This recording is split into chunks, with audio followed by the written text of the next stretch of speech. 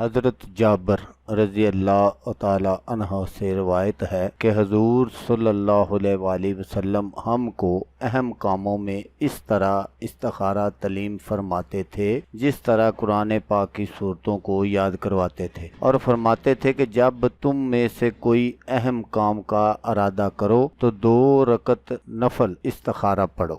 اعوذ باللہ من الشیطان الرجیم،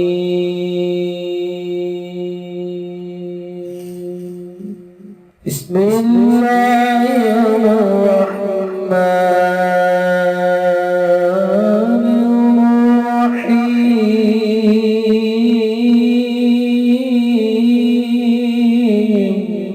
السلام علیکم دوستو میں ہوں عامل شاکر علی شاکر، اور میں آپ کو اپنے یوٹیوب چینل عملیات کی دنیا میں خوش آمدید کہتا ہوں۔ تو دوستو میں امید کرتا ہوں کہ آپ سب دوست خیریت سے ہوں گے۔ تو دوستو میری اللہ پاک سے یہ دعا ہے کہ اللہ پاک آپ سب کو خیر و عافیت سے رکھے، آمین۔ تو دوستو آج جو میں عمل آپ کی خدمت میں لے کر حاضر ہوا ہوں، یہ ہے استخارہ کرنے کا طریقہ۔ ایک رات میں سب کچھ معلوم کرنے کا آسان عمل، ہر سوال کا جواب آپ کی نظر کے سامنے۔ تو دوستو عمل بتانے سے پہلے آپ دوستوں سے ایک چھوٹی سی گزارش ہے کہ میں سب سے پہلے شکریہ ادا کرتا ہوں ان دوستوں کا جن دوستوں نے میرے چینل کو سبسکرائب کیا ہوا ہے، اور جو دوست نئے ہیں ان سے میری یہ گزارش ہے کہ وہ میرے چینل کو سبسکرائب کر لیں اور بن جائیں میرے چینل کے ممبر۔ دوستو آپ ویڈیو دیکھ رہے ہیں، ویڈیو کے نیچے ایک لال رنگ کا بٹن ہے، آپ نے اس کو دبا دینا ہے اور ساتھ والے بیل آئیکن کو بھی دبا دینا ہے اور آل پر کلک کرنا ہے تاکہ میں یوں ہی کوئی ویڈیو اپلوڈ کروں تو اس کا نوٹیفیکیشن آپ کو فوراً مل جائے۔ تو دوستو عمل آپ غور سے سن لیجئے گا۔ تو دوستو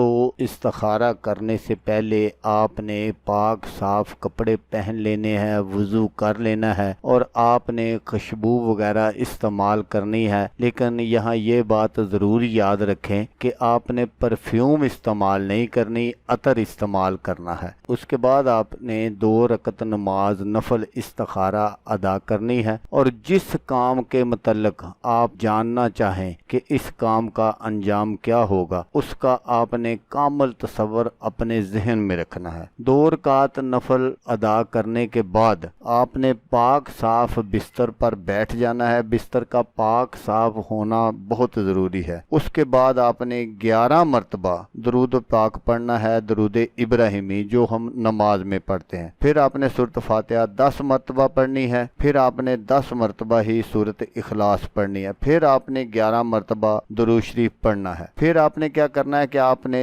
دائیں کروٹ ہو کر قبلہ کی طرف آپ نے اپنا چہرہ کر کے سو جانا ہے، اور دائیں کوہنی آپ نے اپنے رخسار کے نیچے رکھ لینی ہے۔ تو انشاءاللہ اللہ تبارک و تعالیٰ کے حکم سے آپ کو خواب میں اس کام کا حال معلوم ہو جائے گا اور اس سے خلاصی کی صورت بھی ظاہر ہو جائے گی۔ تو دوستو اگر آپ کو ویڈیو اچھی لگے تو آپ نے اس کو لائک اور شیئر ضرور کرنا ہے، اچھی بات پھیلانا صدقہ جاریہ ہے۔ تو دوستو جیسا کہ میں آپ کو ہر ویڈیو میں کہتا ہوں، اس بار بھی کہوں گا کہ آپ نے اس ویڈیو کو دیکھا، اس کے لیے آپ کا شکریہ۔